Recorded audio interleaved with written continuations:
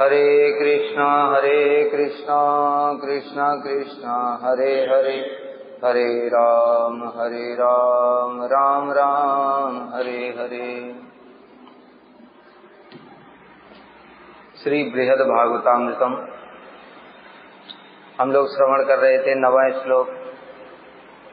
जयति जयति नामानंद रूपम मुरारे, विरमित निज धर्म ध्यान पूजादि यत्नम, कथम अपि सकृदात्तम मुक्तिदम प्राणिनाम यत्, परम अमृतम एकम जीवनम भूषणम वे। श्री हरि नाम की जय हो, जय हो, जो कि वर्णाश्रम धर्म ध्यान पूजा इत्यादि से छुटकारा देने वाले, अर्थात जो हरि नाम का आश्रय ग्रहण करता है उसको फिर अन्य किसी कर्तव्य को पालन करने की आवश्यकता नहीं रहती। श्रीमद् भागवत के द्वितीय मंगलाचरण में बताया, धर्मः प्रोज्जित कैतवो अत्र परमो निर्मत्सराणाम सताम। ये जो धर्म है, कौन सा धर्म?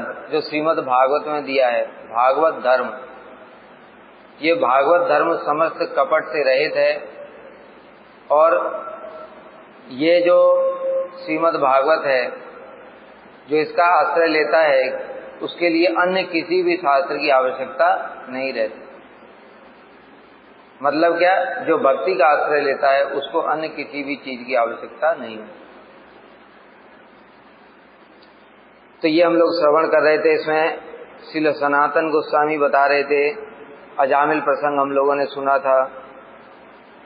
कथमपि एक बार सकृदपि परिगीतम श्रद्धया हेलया वा, एक बार भी कोई श्रद्धा पूर्वक अथवा हेला पूर्वक भी जो हरि नाम करता है उसको मुक्ति तक भी प्राप्त हो जाती है। उसको निरंतर नाम संकीर्तन करने की आवश्यकता ही नहीं।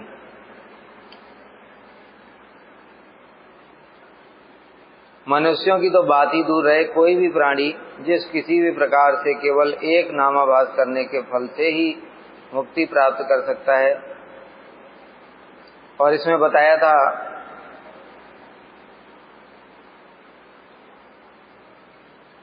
कि भूख प्यास पतन श्रम श्रवण किसी भी प्रकार से, संदष्ट तप्ता सांप दंशन कर रहा हो, सांप ने डस लिया, उस समय भी हरि नाम मुख से निकल जाए। आग में जल रहा हो, उस समय भी हरि नाम निकल जाए, उससे ही जो व्यक्ति है उसके सारे पाप नष्ट हो जाते हैं। नामाभास, नाम अपराध से नहीं। अतः भगवान का नाम कीर्तन प्राणियों के पापों को क्षय मात्र करने के लिए उपयोगी है, ऐसा नहीं। क्या बता रहे हैं? भगवान के नाम का फल पापों को नष्ट करना नहीं है। ये तो आनुषंगिक रूप में, गौड़ रूप में ही हो जाता है। क्योंकि महापापी अजामिल ने अपवित्र और मृत्यु के समय अस्वस्थ चित्त होने पर भी पुत्र को पुकारते समय श्री नाम उच्चारण करके ही मुक्ति को प्राप्त की। एक और बात बता रहे हैं जो हम लोगों ने कल भी सुना था, न देश नियमस तस्मिन न काल नियमस तथा न उच्चिष्टादो निषेधो अस्ति हरे नाम निलु। देखो, अन्य जितने भी साधन है उसमें पवित्रता अपवित्रता शुद्धि अशुद्धि का विचार है। हम लोग ठाकुर जी की सेवा करते हैं, अपवित्र अवस्था में ठाकुर जी की सेवा नहीं कर सकते। पवित्रता अपवित्र हो गए। काल का भी विचार है। अभी ठाकुर जी को शयन दे दिया, उसके बाद में फिर से ठाकुर जी की सेवा करने की इच्छा हो किसी की, करेगा? फिर अपराध होता है। लेकिन हरि नाम के लिए ऐसा कुछ भी नियम नहीं। और इसका सबसे बड़ा प्रमाण है अजामिल। अजामिल जब जिस समय मर रहा था उस समय उसकी अवस्था कैसी थी? बूढ़ा बीमार, अस्वस्थ, बेड पे पड़ा हुआ है। और चित्त भी कैसा था? चित्त मतलब हृदय भी भक्ति के लिए थोड़ी सोच रहा था। वो तो मरने के समय था, चित्त भी अपवित्र था, शरीर भी अपवित्र था। ऐसी अवस्था में उसने हरि नाम किया, उसी से भी उसका उद्धार हो गया था।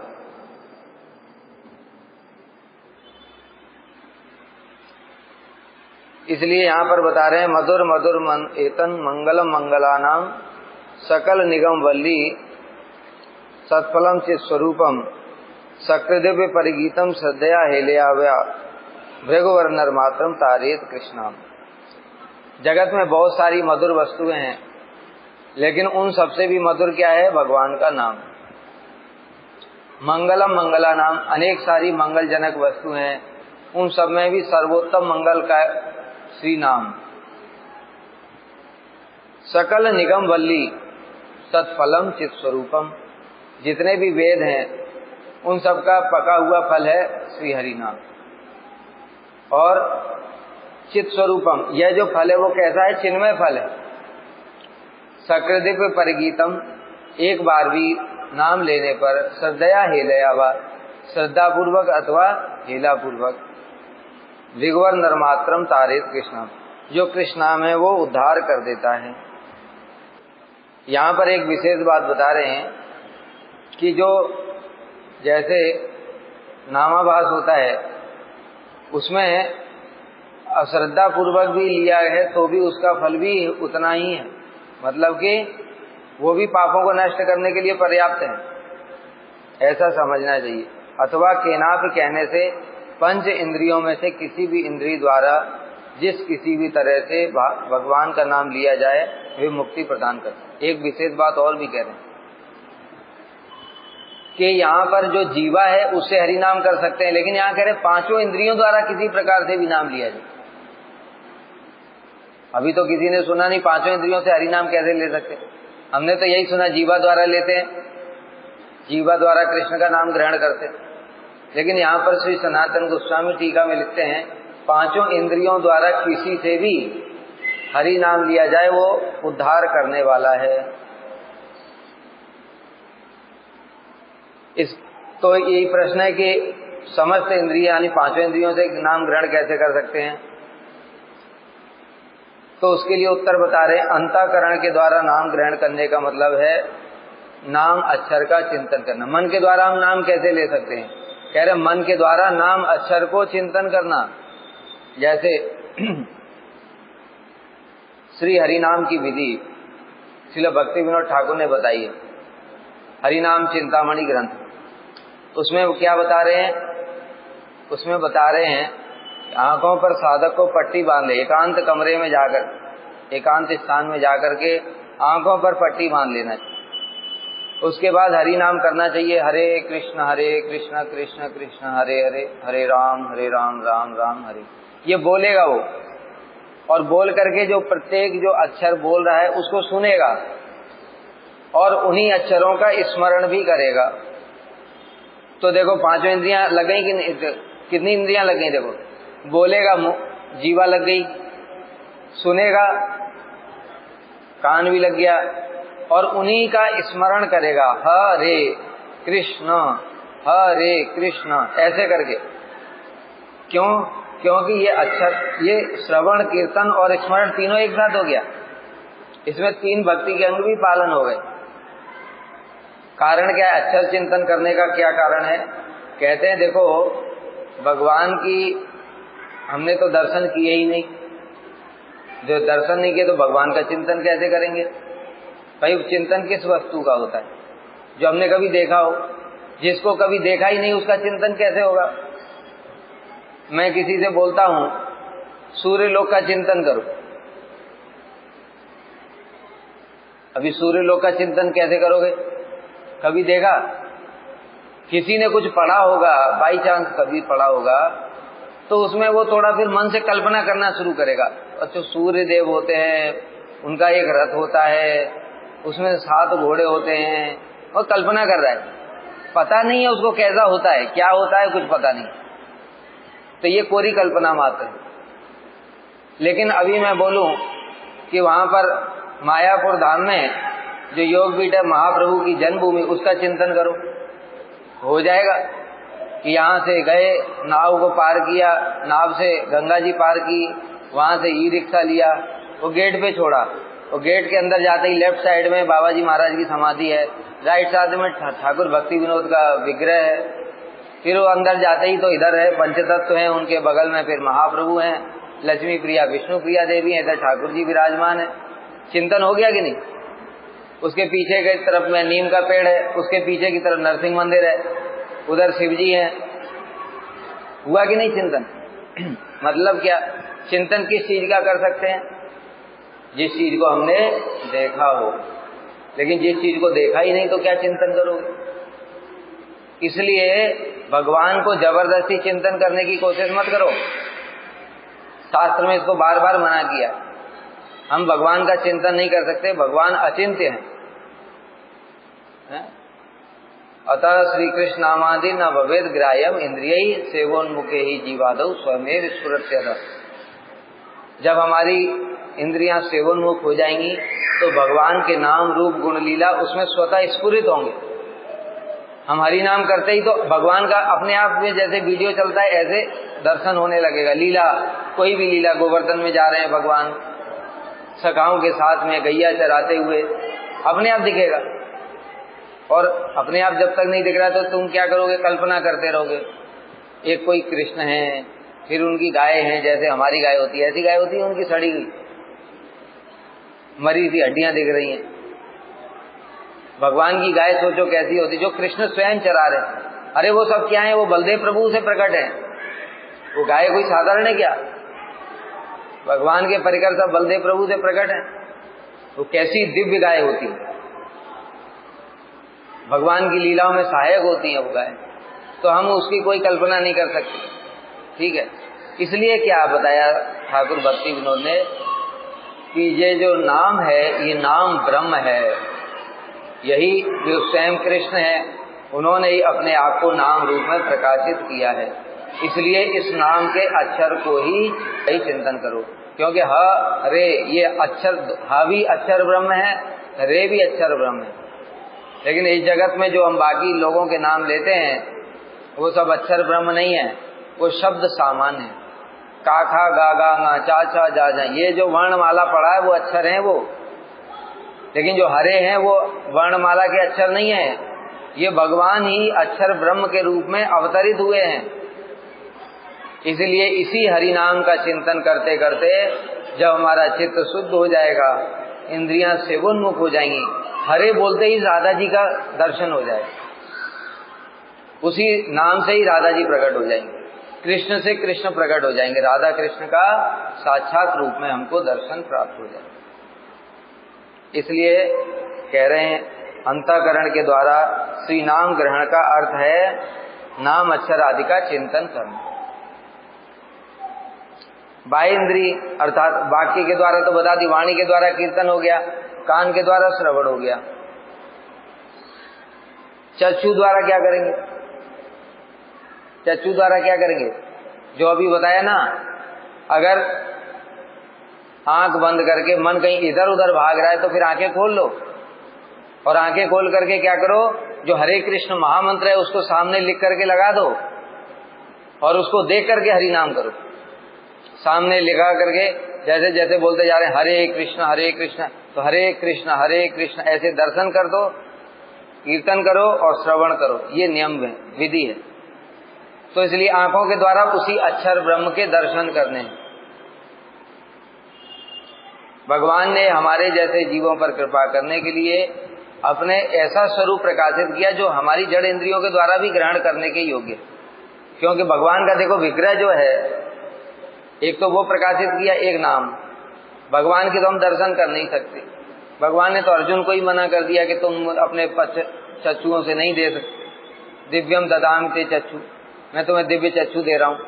वो तो भगवान के पार्षद है, लेकिन भगवान बता रहे हैं कि दिव्य चक्षुओं के अलावा मेरा दर्शन नहीं होगा। ठीक है, प्रेमान जनश्रित भक्ति विलोचने संत सदैव हृदय विलोकन। जब प्रेम आ जाएगा हृदय में, तब हृदय में भगवान के दर्शन होंगे। तो प्रेम तो हमारा आएगा नहीं कभी, तो भगवान के कभी दर्शन भी नहीं होंगे। तो फिर हम साधन कैसे करेंगे? हम फिर साधन कैसे करेंगे? इसलिए भगवान ने अपने दो स्वरूप जगत में प्रकाशित कर, जो हमारी जड़ इंद्रियों के द्वारा भी ग्रहण करने के लिए योग्य है। एक तो विग्रह और एक हरिनाम। तो विग्रह को भी हम ठाकुर जी को आंखों से दर्शन कर सकते हैं, यद्यपि भगवान का चिन्मय स्वरूप हम दर्शन नहीं कर पा रहे। और नाम भी इसी प्रकार से, नाम को भी हमको अक्षर रूप में ही दर्शन हो रहा है, हमको नहीं दिख रहा है कि अक्षर ब्रह्म है, लेकिन फिर भी हम अपनी इंद्रियों के द्वारा देख सकते हैं, इंद्रियों के द्वारा बोल सकते हैं हरि नाम, और कान के द्वारा सुन सकते हैं। तो भगवान ने हमारे ऊपर कृपा करने के लिए स्वयं इस रूप में जगत में प्रकाशित हुए कि हम साधन के माध्यम से उनको सेवा कर सकें, इसलिए ये नाम ब्रह्म है। तो आंखों के द्वारा नाम अक्षर का दर्शन, त्वचा के द्वारा कैसे कर सकते हैं? ये तो त्वचा है, इसके द्वारा तो भगवान का नाम सुन सकते हैं, न कीर्तन कर सकते हैं, न देख सकते हैं, फिर लिख सकते हैं इसके ऊपर। देखा बहुत सारे भक्त लोग लिखवा लेते हरे कृष्ण, भगवान के नाम को, अक्षर को इसमें अंकित कराना, ये भी भक्ति के 64 अंगों में थे। इसलिए नाम ग्रहण, ये त्वचा द्वारा नाम ग्रहण अर्थात अपने शरीर के अंगों पर नाम अंकित कराना। जो इसके शरीर पर नाम भी अंकित होता है उसको भी यमदूत स्पर्श नहीं करते हैं, उसको भी यमदूत स्पर्श नहीं कर सकते। चक्षु के द्वारा दर्शन करना भगवान के नाम का, कर्ण सुनना, नासिका, नासिका का क्या हुआ? नासिका का नहीं दिया है, उसकी जगह मन का दिया, मन के लिए मन से स्मरण करना। मेरे लिए यह श्री नाम ही एकमात्र परम अमृत स्वरूप है, अर्थात स्वधर्म, ध्यान और अर्चन आदि साधनों में निरपेक्ष मेरे लिए भी ये नाम ही एकमात्र सत्फल स्वरूप हैं। इसमें एक बात और भी है, देखो जो मंत्र इत्यादि है, मंत्र में दीक्षा की आवश्यकता होती है, दीक्षा के बिना मंत्र काम नहीं करेगा। लेकिन श्रील जीव गोस्वामी ने बताया है स्वयं ही अपने संदर्भ की टीका में कि नो दीक्षाम न च पुरश्चर्याम मनागीचते मंत्रो अयम रसना स्पृगे फलत श्री कृष्ण नामात्मक। नो दीक्षाम, नाम हरि नाम मंत्र करने के लिए दीक्षा की भी आवश्यकता नहीं है। न च पुरश्चर्याम, अन्य जो मंत्र की सिद्धि की जाती है वो पुरस्चरण करना पड़ता है मंत्रों का, उसकी भी आवश्यकता नहीं है। मंत्रो अयम, यह जो मंत्र है कौन सा? हरि नाम महामंत्र, रसना स्पृगेव, जीवा पर उदित होते ही फलत श्री कृष्ण नामात्मक, फल प्रदान करता है। जैसे बताया अजामिल कौन सा, वो मरने के टाइम में कौन सा दीक्षा ले रहा था क्या गुरुजी? उसको तो कोई मंत्र, ये नारायण मंत्र कोई दिया था गुरुजी ने? कुछ नहीं मिला था उसको, अपने पुत्र का ही नाम रखा था नारायण। इसलिए न तो उसने दीक्षा ली थी, न कोई पुरश्चर्या की थी, कुछ भी नहीं किया था, केवल जीवा पर नाम आ गया जैसे तैसे। वो भी जैसे तैसे मतलब प्राण संकट में है, डर के मारे निकला, डर के मारे अपने पुत्र का नाम निकल गया, उसी से उसका फल दिखाई दिया कि नहीं? मंत्रो अयम रसना स्वर्गेव फलत श्री कृष्ण नामात्मक, ये श्री कृष्ण नाम फल प्रदान करता है। यहाँ पर एक बात और भी है, इस यहाँ पर कह रहे हैं ना नामानंद रूपम, इसमें अमृत बताया, नाम को अमृत बताया। नामामृतम परम अमृतम एकम, परम अमृत कहने का मतलब क्या है? अमृत, मृत माने मरना, अमाने नहीं, जो मरता नहीं है वो अमृत। लेकिन जो स्वर्ग है, स्वर्ग में भी अमृत है, लेकिन ये स्वर्ग का अमृत वास्तव में अमृत नहीं है। क्यों? देखो देवताओं ने तो अमृत पान कर रखा है, लेकिन क्या वो मरते नहीं है? वो भी मरते हैं। जब इंद्र का मनवंतर पूरा हो जाता है तो उनकी भी छुट्टी। अरे ब्रह्मा जी के एक दिन में तो 14 इंद्र मर जाते हैं, एक इंद्र की तो बात ही छोड़ो, तो 14 इंद्र भी बदल जाते हैं, मतलब उनकी भी मृत्यु होती है। अमर का मतलब उनके लिए बस बहुत लंबा समय है, बहुत लंबा। कितना? एक चतुर्युग हो गया 43,20,000 साल इंटू 71 इंटू 71, तो इतना मनवंतर होता है। इतने लंबे समय तक इंद्र की उम्र है, इसलिए उसको अमर बोल देते, लेकिन वास्तव में वो अमर नहीं है। उसके ऊपर ब्रह्मा जी को देखो, वो भी अमर नहीं है। क्यों? भगवान गीता में कहते हैं आब्रह्म भुवना लोका पुनरावर्तिनो अर्जुन मामुपेति तो कौनते पुनर्जन्म विद्यते। हे अर्जुन, यहां से लेकर ब्रह्मा जी के लोग तक सब पुनरावृत्ति वाले, सबको इधर ही आना है।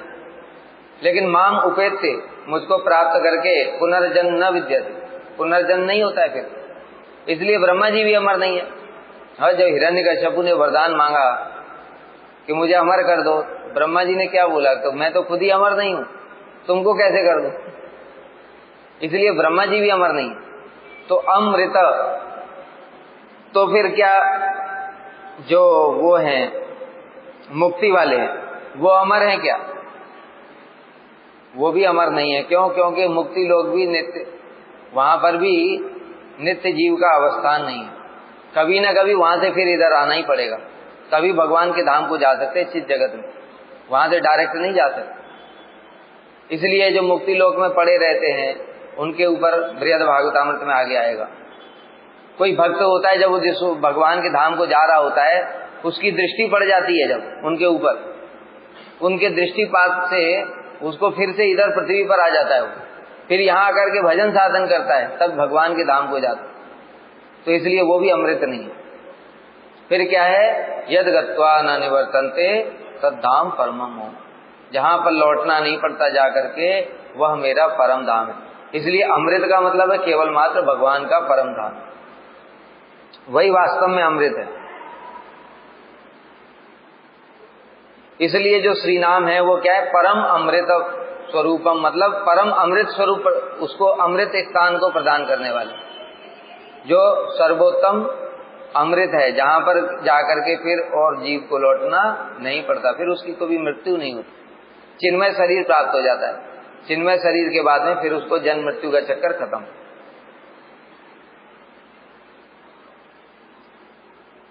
अधिक और क्या कहूं, वैकुंठ सुख से भी अधिक परम अमृत स्वरूप तथा मधुर से भी सुमधुर है।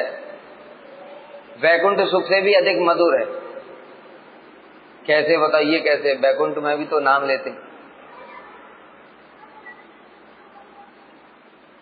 हरि नाम को यहां पर बताया वैकुंठ सुख से भी अधिक परम अमृत स्वरूप तथा मधुर से भी सुमधुर है। तो हरि नाम करने से ही तो वैकुंठ सुख प्राप्त हुआ। फिर कह रहे हरि नाम तो वैकुंठ सुख से भी अधिक। कारण क्या बताया? क्योंकि देखो वैकुंठ सुख है वो तो ऐश्वर्य भाव वाला है, लेकिन ये जो जैसे श्री कृष्ण नाम है, हरे कृष्ण महामंत्र, ये तो उससे भी मधुर, अर्थात वो ब्रज के भी मधुर रस तक को भी प्रदान करने वाला है। तो वो जो ब्रज की जो रस है वो वैकुंठ सुख से भी कोटि कोटि गुना अधिक है। इसलिए इस हरि नाम में बहुत अमृत है। बताया था ना रूप गोस्वामी क्या कह रहे हैं?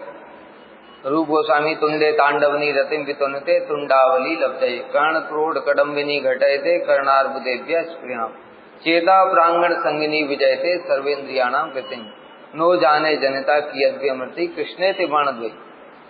इस नाम में इतना अमृत भरा हुआ है कि जब ये जीवा पर उदित होता है तो मन करता है कोटि कोटि जीवा हो जाए, इतना अमृत है। लेकिन जो वैकुंठ का सुख है वो तो फिक्स है, वो तो और बढ़ने वाला नहीं है। लेकिन ये हरि नाम जो ले रहे हैं वो और बढ़ता चला जा रहा है। जब कान में ये जाता है तो मन करता है करोड़ों करोड़ों कान हो जाएं। जब ये हृदय में प्रवेश करता है तो समस्त इंद्रियों की वृत्ति को रोक देता है। इस हरि कृष्ण इन दो नामों में कितना अमृत भरा हुआ है कौन जानता है। राधा जी तो केवल यही नाम लेती ना कृष्ण, लेकिन वो जो राधा जी को जो आनंद प्राप्त होता है कृष्ण नाम लेने से, वो क्या वैकुंठ में है? इसलिए कह रहे हैं, इसलिए वैकुंठ सुख से भी बहुत अधिक है। भगवान तो स्वयं ही बोल रहे नाम बसामि वैकुंठे योगिनाम हृदय न च मद्भक्ता यत्र गायन्ति तत्र तिष्ठामि नारद। तो भगवान स्वयं ही वहां पर आविर्भूत हो जाते हैं जहां पर भगवान के नाम का कीर्तन होता है। अतएव श्री नाम ही मेरे परम जीवन, परम भूषण और मेरे परम सर्व शोभा संपादक, अर्थात मेरे समस्त अभीष्ट को पूर्ण करने वाले, समस्त अभीष्ट को पूर्ण करने वाले मतलब जो भी नाम से जो भी अभीष्ट चाहता है कोई भी, जैसे बताया था कर्मी लोग अगर चाहते नाम से तो उनको जागतिक फल भी प्राप्त हो जाएगा, स्वर्ग इत्यादि मिल जाएगा, ज्ञानी लोगों को मुक्ति भी मिल जाएगी और भक्तों को भक्ति भी मिल जाएगी और भगवान का धाम भी मिल जाएगा। उसमें भी फिर तारतम्य है। देखो परम अभीष्ट, सबका अभीष्ट भी एक जैसा नहीं है। जैसे कुछ लोग तो केवल वैकुंठ तक ही जाना चाहते हैं, उनको वो हरिनाम वो भी प्रदान करते। उसके ऊपर भी अगर कोई जाना चाहता है ब्रज में, और ब्रज में भी 5 प्रकार के रस हैं, तो उसमें भी मधुर रस तक सब कुछ श्री हरिनाम प्रदान करने वाले हैं। इसलिए कह रहे हैं यहाँ पर परम अभीष्ट, यानी जितने भी कोई प्रकार का, जितने प्रकार का अभीष्ट है वो सब कुछ श्री हरिनाम प्रदान करने वाले हैं। यही इस विचार का दिग्दर्शन। अब आगे चलते थोड़ा। 10वां श्लोक, ये भी अभी मंगलाचरण ही चल रहा है। नमः श्री कृष्ण चंद्राय निरूपादि कृपा कृते यह श्री चैतन्य रूपो अभूत तन्वन्न प्रेम रसम कलौ। नमः श्री कृष्ण चंद्राय, वो श्री कृष्ण चंद्र, उनको मैं प्रणाम करता हूँ। निरूपादि कृपा कृते, उन निरूपाधिक कृपा करने वाले, यह श्री चैतन्य रूपो अभूत, जो श्री कृष्ण हैं वही अभी श्री चैतन्य रूप में आविर्भूत हुए हैं, उन श्री कृष्ण को मैं प्रणाम कर रहा हूँ जो श्री चैतन्य रूप में आविर्भूत हुए हैं। और तन्वन प्रेम रसम कलौ, और उन्होंने कलयुग में प्रेम रस का विस्तार किया। उन श्री चैतन्य महाप्रभु ने क्या किया? कलयुग में प्रेम रस का विस्तार किया। अब टीका देखते हैं क्या करें।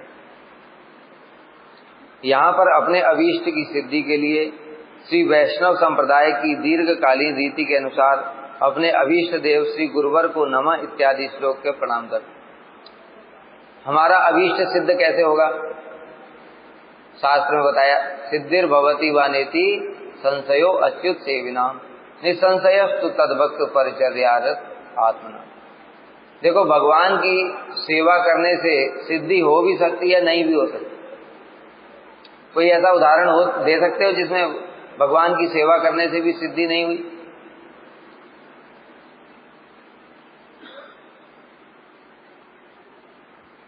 द्विविध वानर का ही उदाहरण ले लो। वो तो साक्षात राम जी की सेवा कर रहा था, लेकिन सेवा प्रेम अवस्था में भी था। राम जी की सेवा भी कर रहा है साक्षात। जब ये रावण का साथ में और इनके असुरों के साथ में राम जी का युद्ध चल रहा था, उस समय द्विविध वानर भी था, बड़ा बलशाली था। ये भी हनुमान नल नील से कम नहीं था। इसलिए इसने भी बहुत राम जी की सहायता करी, बड़े असुरों को मारा, राम जी की सेवा कर रहा है, किंतु फिर भी सिद्धि नहीं हुई। प्रेम अवस्था से उल्टा पता नहीं हो गया, क्योंकि भगवान के जो अभिन्न स्वरूप हैं लक्ष्मण जी, उनसे द्वेष करता था। लक्ष्मण अखंड गुरु तत्व है, इसलिए बताया ना, सिद्धिर भवति वा नेति संशयो अच्युत सेविना। अच्युत की सेवा करने से संशय है, सिद्धि हो भी सकती है, नहीं भी हो सकती, किंतु निसंशयस्तु तद्भक्त परिचर्यारत आत्मा। भक्तों की सेवा करने से निश्चित रूप से सिद्धि प्राप्त होगी ही। इसके भी अनेक सारे उदाहरण, भक्तों की सेवा करने से सिद्धि मिलती है। बड़ा सुंदर एक हनुमान जी का ही उदाहरण है। हनुमान जी की एक लीला आती है। एक बार क्या हुआ, नारद जी तो सब समय कौतुक करते हैं, भगवान की भक्ति की महिमा प्रकाशित करने के लिए कुछ ना कुछ लीला करते हैं। एक बार नारद जी एक राजा के यहाँ पहुंचे, और राजा ने सभी अन्य समस्त जो ऋषि मुनियों को बुलाया था, उन सबकी पूजा कर रहा था। ऋषियों के चरण धुलाते हैं, है ना, ऋषि मुनियों के चरण धुलाते, उन्हें आसन प्रदान करते, सेवा करते। वहां पर विश्वामित्र भी थे।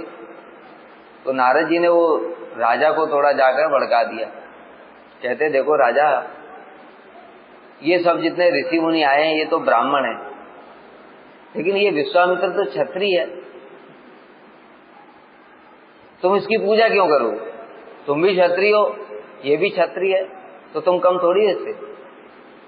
उसके भी मन में आ गया कि हाँ, बात तो ठीक ही है, मैं क्षत्रिय की पूजा क्यों करूंगा?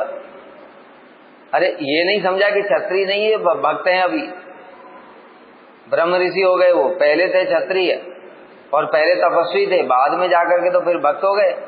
तभी तो भगवान राम जी ने उनको गुरु बनाया।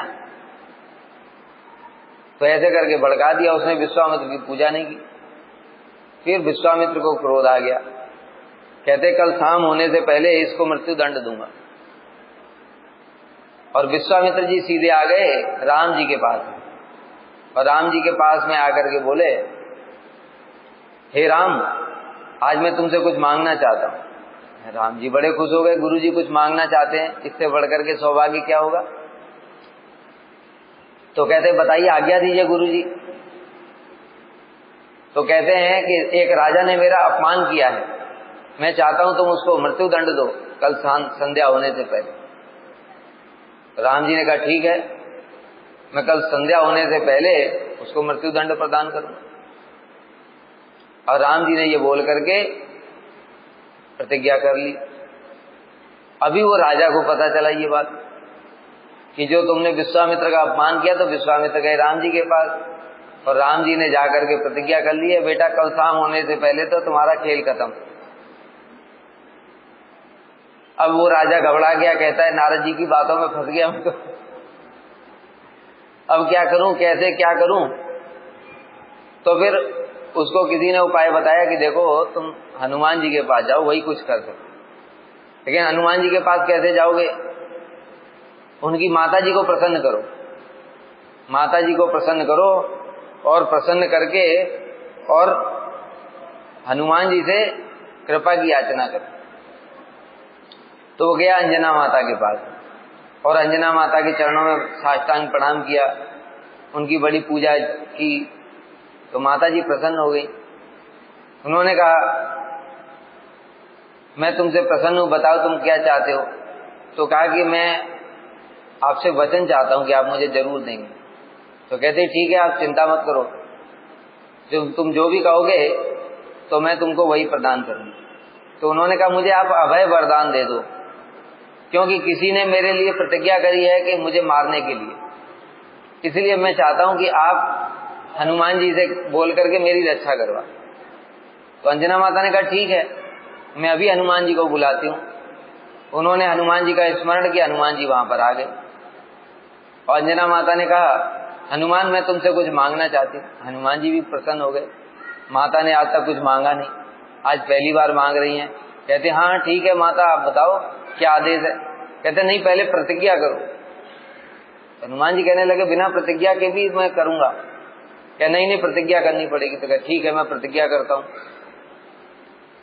तो उन्होंने कहा ये राजा है, इसको किसी ने मारने की प्रतिज्ञा की है, तुम इसको अभय दे दो। तो हनुमान जी ने अभय दान दे दिया। अभय दान देने के लिए प्रतिज्ञा करने के बाद में फिर राजा से हनुमान जी ने पूछा कि बताओ तुमको मारना कौन चाहता है। तो राजा ने नाम लिया श्री राम, और श्री राम सुनते ही तो हनुमान जी कांपने लगे। हनुमान जी तो कांपने लगे, प्रभु के खिलाफ मैं युद्ध कैसे करूंगा, अभय मैं क्या दूंगा। अभी तो बड़े चक्कर में पड़ गए, माता को भी वचन दे दिया है, पहली बार माता जी ने कुछ मांगा, वो भी इतने चक्कर में पड़ गए, सोच में पड़ गए क्या करूं क्या करूं। फिर राजा की तरफ कहने लगे राजा तुमने तो बड़ा गड़बड़ कर दिया, पूरी बात बताओ। फिर उसने पूरी बात बताई। हनुमान जी ने कहा देखो चिंता मत करो, अब देखो जो मैं जो कर सकता हूं वो करूंगा, बाकी तो प्रभु की इच्छा है। फिर हनुमान जी जब राम जी आए धनुष बाण लेकर के, तो हनुमान जी आगे बैठ गए और राजा को कहा तुम मेरे पीछे बैठ जाना और राम राम जप करते रहना, राम राम जप करते रहना। तो राम जी अपना बाण लेकर के आए थे। अब राम जी में और राम जी के नाम में तो कोई अंतर ही नहीं है ना, तो इसलिए राम बाण मारना चाहते थे। अब राम बाण कैसे मारे, वो तो सामने राम राम कर रहे हैं। बाण वापस लेकर के आ गए विश्वामित्र से। विश्वामित्र ने पूछा क्या हुआ, राम मार दिया। कहते नहीं गुरुदेव, एक समस्या आ गई, कल जरूर मार दूंगा। फिर अगले दिन फिर गए राम जी, अब इस बार शक्ति का बाण लेकर के गए। शक्ति बाण लेकर के गए तो हनुमान जी तो सब जानते हैं। हनुमान जी ने वो राजा को कहा देखो आज सीता जी का नाम जप करना है। तो सीता जी का नाम जप करने लगे। हनुमान जी भी जप कर रहे हैं, उनके पीछे वो राजा बैठा वो भी जप कर रहा है। अभी शक्ति का बाण है और वो शक्ति का ही नाम ले रहे हैं। शक्ति तो नाम और नाम ही तो अभिन्न है ना, तो इसलिए बाण कैसे चलाएं। इसलिए फिर वापस आ गए। फिर तीसरे दिन फिर से पहुंचे विश्वामित्र के पास में, तो विश्वामित्र ने कहा क्या हुआ राम? कहते हैं कि गुरुजी कल जरूर मार दूंगा। तो फिर तीसरे दिन जब पहुंचे तो फिर वो नारद जी आ गए और नारद जी ने आकर के विश्वामित्र को समझाया। कहते तुमने, हे ऋषिवर, आपने क्या कर दिया? ये पता है प्रभु और प्रभु के नाम में ही टक्कर हो रही है, और भक्त के साथ में भगवान कैसे लड़ेंगे? तो जो हनुमान जी हैं वो इस प्रकार से उन्होंने राम जी को धर्म संकट में डाल दिया है। अब पालन कैसे करें? नाम उनका जो नाम की शक्ति है और वो नाम लेकर के बैठे हुए हैं, तो इस प्रकार से नाम ही उनकी रक्षा कर रहा है। लेकिन राम जी ने प्रतिज्ञा भी कर रखी, इसलिए आपकी वजह से भगवान राम स्वयं धर्म संकट में पड़ गए। और फिर उस राजा को भी समझाया कि तुम जाकर के विश्वामित्र से क्षमा मांगो। तो फिर उसने, राजा ने विश्वामित्र से क्षमा मांगी। तो कहने का मतलब क्या है कि वो राजा ने हनुमान जी का आश्रय लिया और वो आश्रय लेने के कारण उसके प्राण बच गए। इसलिए बताया ना, हरौ रुष्टे गुरुस्त्राता गुरौ रुष्टे न कश्चन तस्मात् सर्व प्रयत्न गुरुमेव प्रसादे। भगवान अगर रूठ गए तो गुरु और वैष्णव तो रक्षा कर सकते हैं।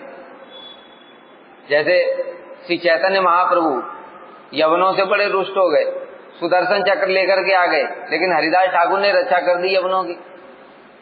लेकिन गुरु रुष्टे न कश्चन, अगर गुरु रूठ गए फिर कुछ नहीं हो सकता। इसलिए सब प्रकार से गुरु को ही प्रसन्न करना चाहिए। तो इसलिए यहाँ पर जो कह रहे हैं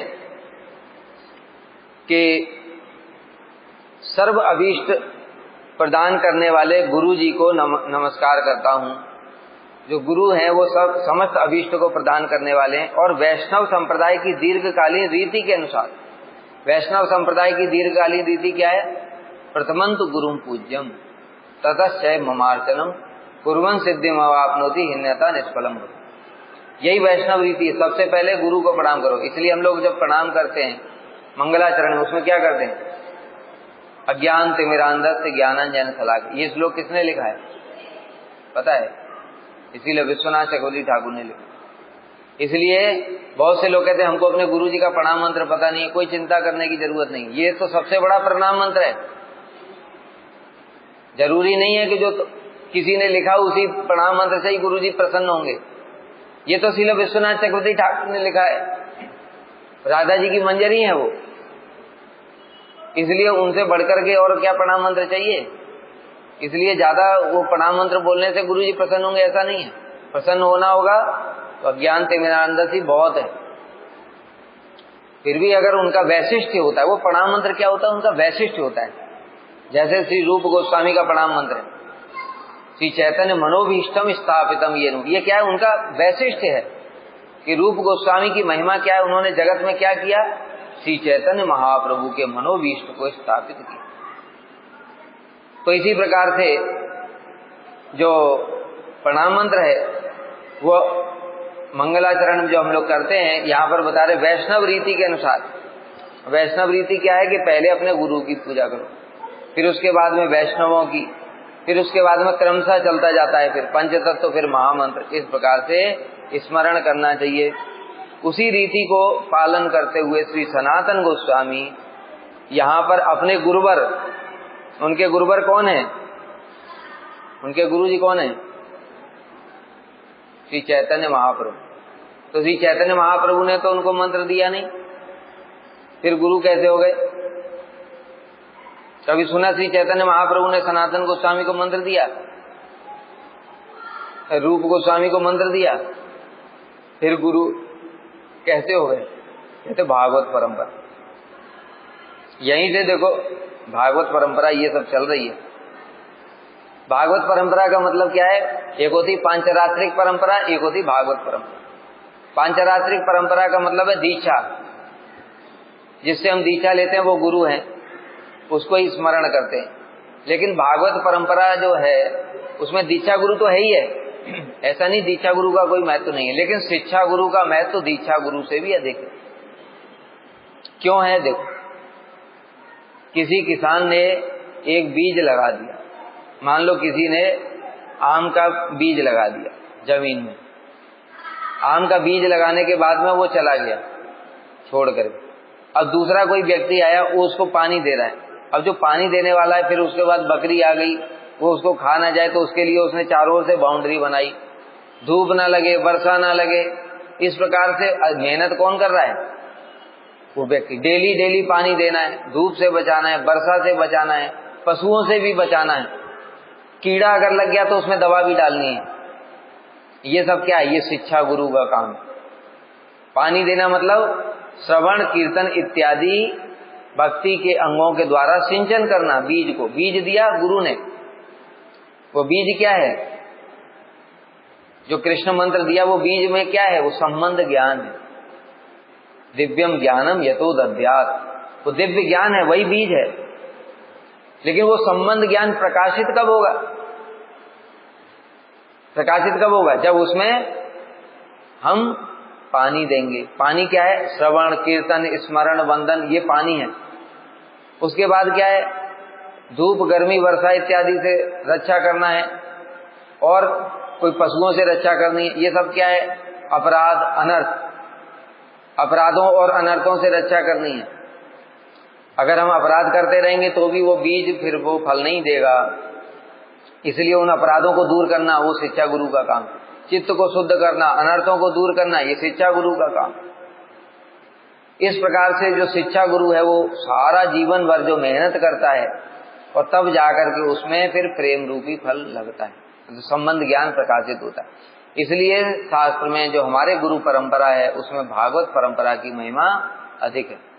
कभी कभी दीक्षा गुरु ही शिक्षा गुरु का भी काम करते हैं, लेकिन कभी कभी अलग भी होते हैं। जैसे हृदय चैतन्य प्रभु श्यामानंद प्रभु के दीक्षा गुरु हैं, लेकिन जब भी परंपरा में नाम आता है तो जीव गोस्वामी का ही आता है। क्यों? क्योंकि जीव गोस्वामी ने उनको सारे हमारे जो गुरुवर्ग हैं, रूप गोस्वामी का वैशिष्ट, सनातन गोस्वामी, कृष्णदास कविराज गोस्वामी, सबके ग्रंथों का अध्ययन श्री जीव गोस्वामी ने कराया। इसी परंपरा में श्री चैतन्य महाप्रभु के जो शिष्य हैं वो श्री सनातन और श्री रूप और श्री सनातन गोस्वामी दोनों ने ही श्री चैतन्य महाप्रभु की गुरु रूप में वंदना की है। रूप गोस्वामी ने श्री सनातन गोस्वामी को भी गुरु रूप में वंदना की है। क्यों? वो भी उनके शिक्षा गुरु। इसी प्रकार से हमारे परंपरा में श्रील भक्ति विनोद ठाकुर, वो श्री जगन्नाथ दास बाबा जी महाराज को गुरु परंपरा में देखो, जगन्नाथ दास बाबा जी महाराज जी के बाद श्रील भक्ति विनोद ठाकुर, लेकिन उनको मंत्र गुरु नहीं है। वो भक्ति विनोद ठाकुर के बाद गौर किशोर दास बाबा जी, गौर किशोर दास बाबा जी महाराज जी के बाद में प्रभुपाद। इस प्रकार से ये हमारी परंपरा चल रही है।